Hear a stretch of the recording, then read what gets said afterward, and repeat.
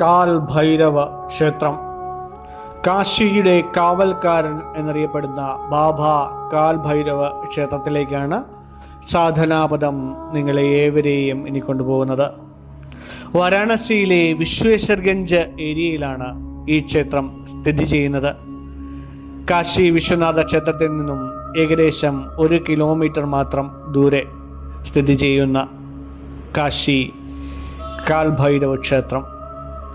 പഴയ നഗരത്തിലെ ഇടുങ്ങിയ വീഥികൾക്കിടയിലാണ് ഈ ക്ഷേത്രം നിലകൊള്ളുന്നത്. ഈ ക്ഷേത്രത്തിന് നൂറ്റാണ്ടുകളുടെ പഴക്കമുണ്ട്.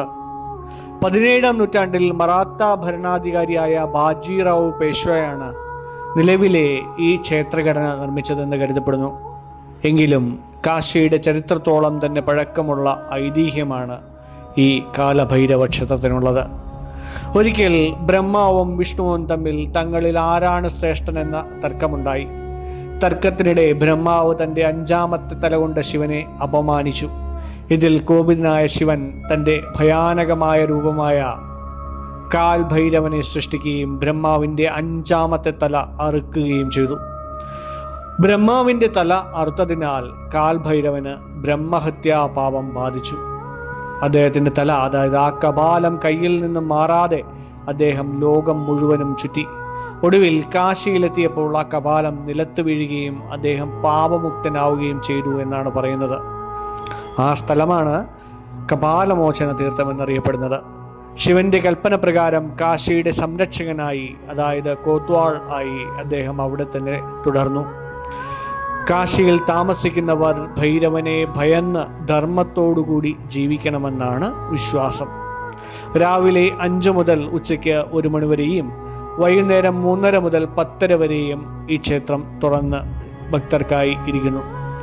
കാൽ ഭൈരവാഷ്ടമി, മഹാശിവരാത്രി എന്നീ ദിവസങ്ങളിൽ പ്രത്യേക പൂജകളും തിരക്കും ഇവിടെ ഉണ്ടാവാറുണ്ട്.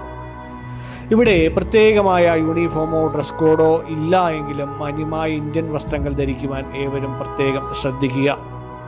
ക്ഷേത്രത്തിന് പുറത്ത് പാദരക്ഷകളെല്ലാം അഴിച്ചു വെക്കേണ്ടതുണ്ട്. വാരാണസിയിലെ പ്രധാന വാരാണസി ജംഗ്ഷൻ റെയിൽവേ സ്റ്റേഷനിൽ നിന്നും ഏകദേശം 4-5 കിലോമീറ്റർ ദൂരെയാണ് ഈ ക്ഷേത്രം സ്ഥിതി ചെയ്യുന്നത്. നേരത്തെ സൂചിപ്പിച്ച പോലെ കാശി വിശ്വനാഥ ക്ഷേത്രത്തിന് ഏകദേശം 1 കിലോമീറ്റർ താഴെ ഡിസ്റ്റൻസേ ഉള്ളൂ ഈ ക്ഷേത്രത്തിലേക്ക്.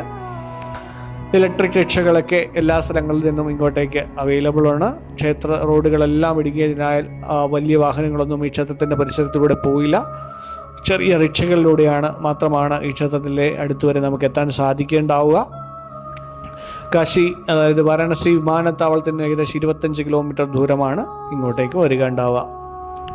ഈ ക്ഷേത്രത്തിലെ പ്രധാന വഴിപാടായി കറുത്ത ചരട് കൈകളിൽ കിട്ടുന്നതും അതുപോലെ തന്നെ മദ്യം ഒക്കെ ഇവിടെ ചില ചടങ്ങുകളിൽ അർപ്പിക്കുന്നതുമൊക്കെ പതിവാണ്.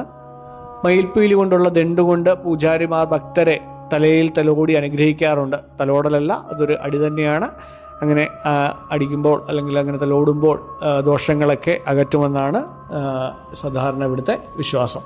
നമുക്ക് സന്ദർശിക്കാം കാൽ ഭൈരവ ക്ഷേത്രത്തിലേക്ക്.